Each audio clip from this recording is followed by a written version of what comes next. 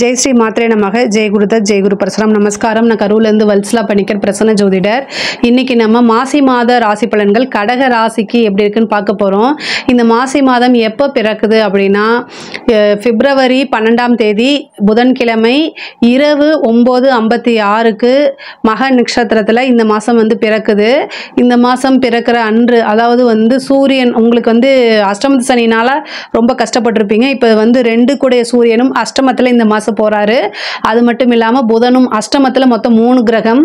இந்த 3 கிரகம் இந்த மாதம் வந்து ரொம்ப சூப்பர் ராஜயோகம். அப்போல்லாம் நான் போய் சொல்ல மாட்டேன். இந்த மாதம் ரொம்ப கவனமாக இருக்கணும். அஷ்டம சனி முடியக்கூடிய காலகட்டம் உங்களுக்கு நெருங்கிருச்சு. அதனால நல்ல காலம் பிறக்க போதுன்னு மனசில் வச்சுக்கிட்டு இந்த ஒரு மாதத்தை கிராஸ் பண்ணணும். வேறு வழி கிடையாது.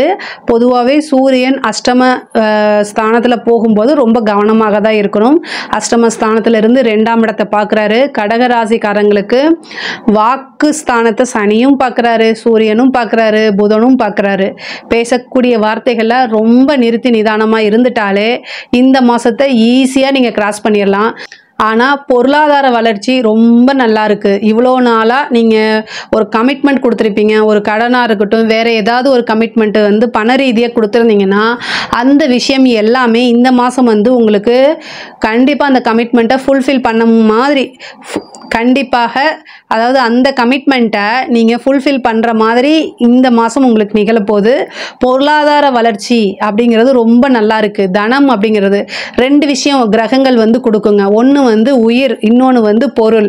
இந்த உயிர் பொருள் அதாவது உயிர் மீன்ஸ் ஏன்னா நம்மளுடைய மனசை குத்தி கிழிச்சு கஷ்டப்படுத்துகிற எல்லா விஷயத்தையும் கொடுக்கும்போது அதே நேரத்தில் காசு பணத்துக்கும் கொஞ்சம் கொடுத்துரும்.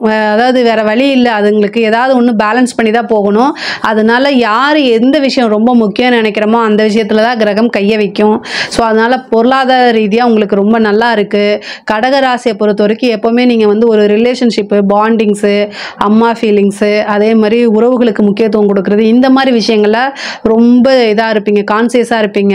பணங்கிறது செகண்டரியாக நினைப்பீங்க. பட் ஆனால் வந்து கிரகங்கள் வந்து இந்த மாதிரி விஷயங்களில் தான் கை வைக்கும். அதனால் பொருளாதாரம் வந்து உங்களுக்கு நல்லா இருக்குது. கடன் ரீதியான பிரச்சனைகளும் சீக்கிரமாக சால்வ் ஆகிறதுக்கு உண்டான அமைப்புகள் இருக்குது. ஆனால் இந்த மாதத்தில் ரொம்ப கவனமாக இருங்க. அதே மாதிரி உங்களோட உடல்நிலை இவ்வளோ நாளாக இந்த அஷ்டமத்து சனியிலே உங்கள் மனசு ரொம்ப நீங்கள் விட்டுருப்பீங்க.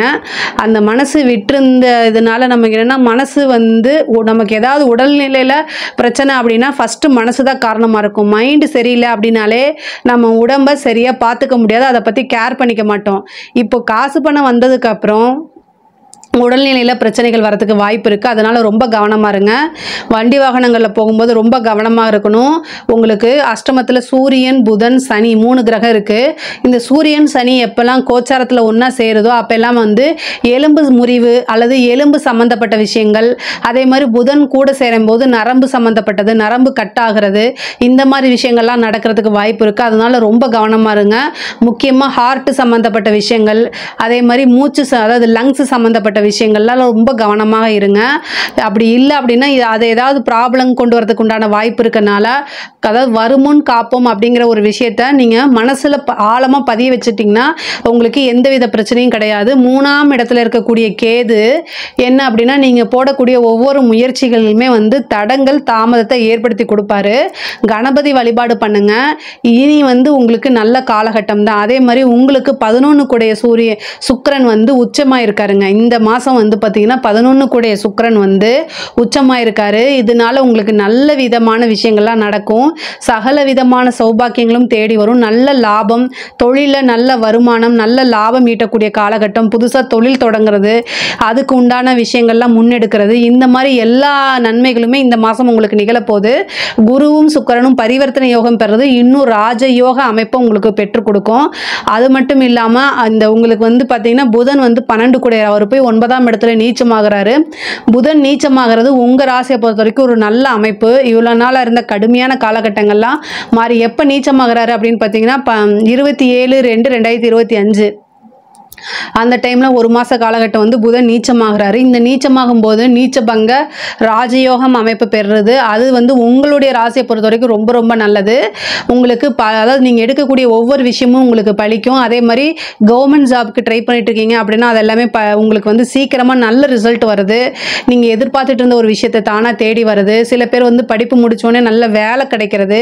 இவ்வளோ நாளாக வேற ஒரு கம்பெனிக்கு நம்ம மாறணும், இந்த கம்பெனியில் நமக்கு வேலை கிடைக்கல அப்படின்னு நினச்சிட்டு இருக்கீங்க, அவங்களுக்குலாம் நல்ல வேலை கிடைக்கிறது. உத்தியோகத்தில் இருக்கவங்களுக்கு நல்ல ஆதாயம், நல்ல ப்ரொமோஷன் இது எல்லாமே தேடி வரும். ஒரு சிலருக்கு வந்து வெளிநாடு போகிறதுக்கு உண்டான அமைப்புகள் தானாக தேடி வரும். 9ஆம் இடத்துல சுக்கிரனும் ராகும் சேர்ந்திருக்கனால வெளிநாடு வெளிமாநிலம் அடிக்கடி போயிட்டு வர மாதிரி இருக்கும். உத்தியோக ரீதியாவோ அல்லது தொழில் ரீதியாவோ இருக்கும். குடும்பத்தில் வந்து பார்த்திங்கன்னா சிறு சிறு பிரச்சனைகள் வரும். ஏன்னா 2 கூடையவர் அஷ்டமத்தில் இருக்காரு. குடும்ப ரீதியாக பிரச்சனைகள் வரதுக்கு வாய்ப்பு இருக்குது. கணவன் மனைவியுடைய ஒற்றுமை வந்து ஒருவர் அனுசரித்து போனால் மட்டும்தான் அந்த ஒற்றுமை இருக்கும். இல்லை அப்படின்னா அதுவே ஒரு பெரிய வாக்குவாதத்தாகி பெரிய லெவலில் பிரச்சனை, மனக்கசப்பு, மன சங்கடங்கள்லாம் வரும். 5 கூடிய செவ்வாயும் உங்களுக்கு 10 கூடிய 10 5 கூடியவர் செவ்வாய் வந்து 12ஆம் இடத்துல இருக்காரு. காதல் ரீதியான பிரச்சனைகள், மனக்கசப்புகள் இதெல்லாமே நடக்கும். பட் ஆனால் எது நடந்தாலுமே அது ஒரு நல்லதுக்குன்னு எடுத்துக்கோங்க. இல்லை அந்த கஷ்டம் உங்களுக்கு கெட்டது நடக்கலை அப்படின்னா அவங்கள பற்றி உங்களுக்கு முழுசாக புரியாமையே நீங்கள் நிறைய விஷயங்களை அவங்கக்கிட்ட இருந்து இழந்திருப்பீங்க. அதனால் இதெல்லாம் ஒரு நல்லதுக்கு, கெட்டது நடந்தாலும் அதிலிருந்து நல்லதுக்கு நீங்களாகவே உங்களை செல்ஃபாக மோட்டிவேட் பண்ணி பாடமாக சொல்லிக்கிட்டு செல்ஃப் மோட்டிவேட்டு தான் பண்ணிக்கணும். கடகராசியை பொறுத்த வரைக்கும் செல்ஃப் மோட்டிவேட்டட்ங்கிறது ரொம்ப முக்கியமானது. உங்களுக்கு ஏதாவது நடந்துச்சு அப்படின்னா உங்களை சுற்றி கைத்தட்டி சிரிக்கிறதுக்கு தான் ஆள் இருப்பாங்க. ஐயோ பாவம் நான் அவனுக்காக இருக்கேன் அப்படின்னு சொல்கிறதுக்கு டக்குன்னு வரமாட்டாங்க. கடகராசிக்கிட்ட இது ஒரு பெரிய மைனஸ். ஆனால் நீங்கள் போய் மற்றவங்களுக்காக போய் முன்னிருந்து நின்று பரவாயில்ல கவலைப்படாத நான் இருக்கேன் அப்படின்னு நீங்கள் சொல்லுவீங்க. பட் ஆனால் உங்களுக்கு வந்து அப்படி இருக்க மாட்டாங்க. அதனால் வந்து எதிர்பார்க்காதீங்க. அந்த எதிர்பார்ப்பு எல்லாமே ஏமாற்றத்தில் முடியும். காதல் ரீதியான பிரச்சனைகள், மனக்கசப்புகள் இந்த மாதம் உண்டு. பட் அதை எல்லாத்தையுமே நீங்கள் கடந்து வந்துருங்க. தாய் தந்தையருடைய தேக ஆரோக்கியத்தில் கவனமாக இருங்க. படிக்கக்கூடிய குழந்தைகள் வந்து படிப்பில் வந்து ஆர்வம் இல்லாமல் போகிறது, அதே மாதிரி நீங்கள் நினச்ச ரிசல்ட்டெல்லாம் வராமல் இருக்கிறது, இந்த மாதிரி இருக்கும். தட்சிணாமூர்த்தி வழிபாடு பண்ணுங்கள்.